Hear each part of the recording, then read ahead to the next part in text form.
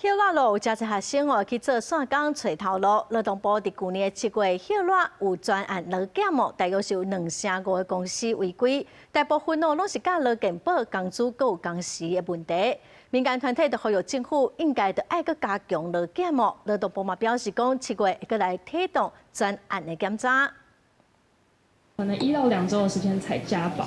那我是後來才發現說，那如果我就是一開始上班的那1到2週，如果有一些狀況的話，那是就沒有保障。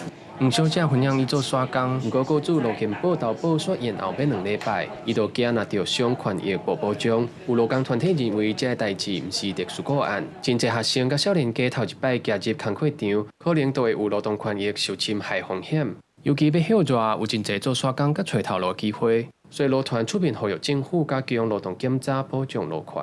我們可以看到，最低工資從去年勞動部3月公布去年1整年的勞動檢查結果，就有153件的違法，平均裁罰才2萬元。又或是我們看到去年勞動部7月公布的暑假勞檢的專案，違法率是24.89%。就是每4間就有1間是違法的。民團指出，目前違反商家工資法的裁罰金額受價，真濟雇主業者根本都無咧驚。民團呼籲政府唔但要加強勞動檢查、提懸罰則，政府嘛要推動勞動教育促進法，把勞動權益相關知識列入學校的課程。勞動教育不是一場宣傳而已，也不是要把法條塞進課本，而是能夠讓青少年真正在進入職場之前有最基本的知道。